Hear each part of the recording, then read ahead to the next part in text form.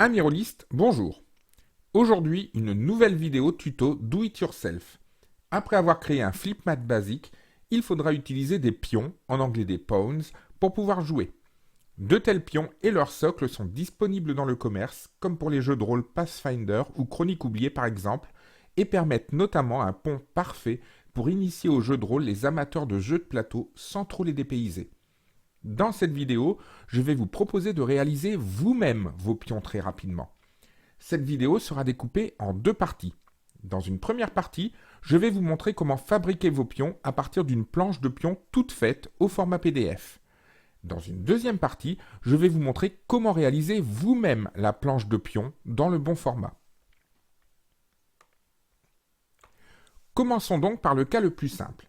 Vous avez récupéré une planche de pions au format PDF, soit en achetant le PDF d'une boîte d'initiation, soit en cherchant sur Internet, comme par exemple sur le site thetrove.net que j'ai présenté dans une vidéo ressource que vous pouvez retrouver en suivant le lien en description.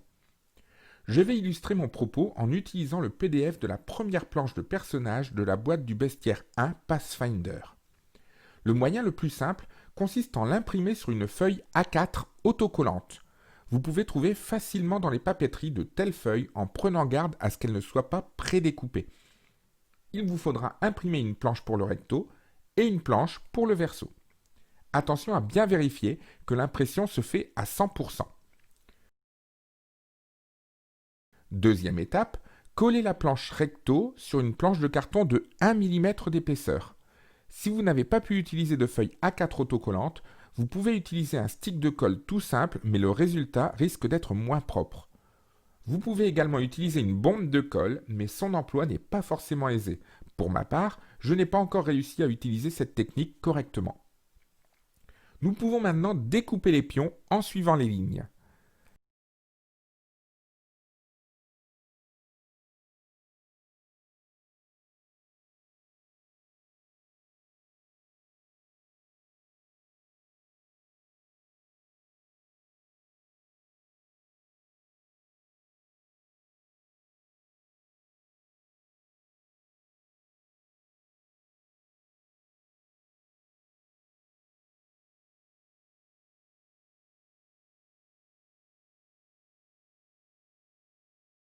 Faites de même avec la planche verso.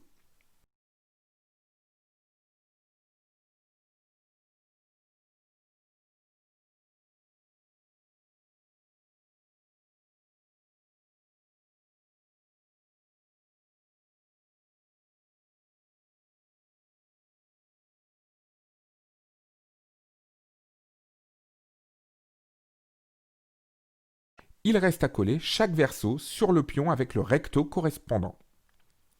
Je ne dispose pas encore de la pince permettant de faire les jolis arrondis. Je compte bientôt la commander, je vous montrerai les résultats dans une petite vidéo spéciale quand ce sera fait.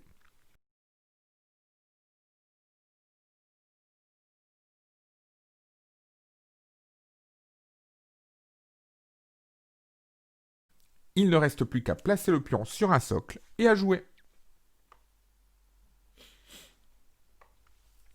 Maintenant, les planches du commerce ne présentent souvent pas assez de pions d'un même type. Par exemple, si vous avez une grande embuscade gobeline à organiser, ou ne correspondent pas au scénario que vous voulez faire jouer. Nous allons donc voir comment créer nous-mêmes la planche de pions à imprimer. La première étape consiste à trouver les images dont nous avons besoin. Pour cela, les ressources sur Internet sont immenses et je me sers de Pinterest et encore une fois surtout du site The Trove. Après avoir sauvegardé les images dont nous avons besoin, nous allons les intégrer dans un fichier reproduisant les tailles des pions. Inutile de le créer, je l'ai déjà fait. Vous trouverez dans la description de cette vidéo le lien qui vous permettra de télécharger ce fichier de modèle sur Google Drive. Il vous faudra simplement disposer du logiciel LibreOffice Impress, téléchargeable gratuitement sur le web. Ouvrons le modèle.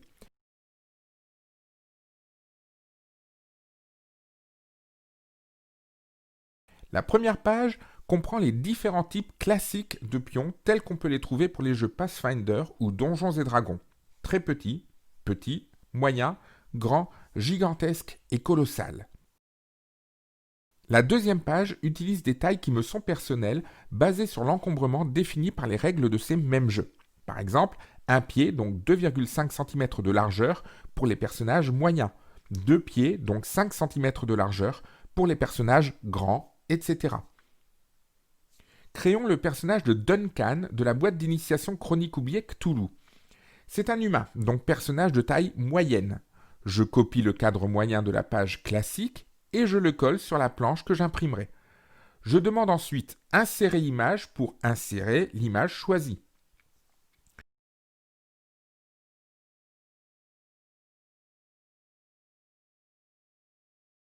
Je la réduis à la bonne taille pour l'intégrer dans son cadre.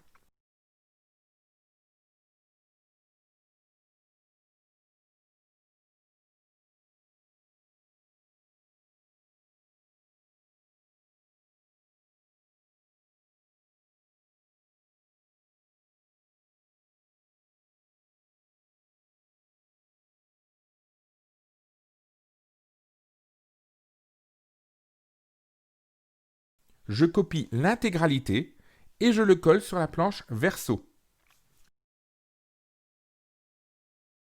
Un clic droit sur l'image et je l'inverse. Voilà le verso de mon pion créé. Quand vos planches recto et verso sont complètes, il ne reste plus qu'à les imprimer et à créer les pions comme nous l'avons vu dans la première partie. Encore une fois, il reste à placer les pions sur leur socle et à jouer. Et si vous n'avez pas de socle, eh bien je posterai très vite une vidéo pour créer vous-même vos propres socles. Avant ça, si la vidéo vous a plu, likez, partagez et si vous voulez d'autres idées, commentez et pensez à vous abonner et à cliquer sur la cloche pour activer les alertes. En attendant, soyez prudents, portez-vous bien et à bientôt pour une nouvelle vidéo JDR pratique.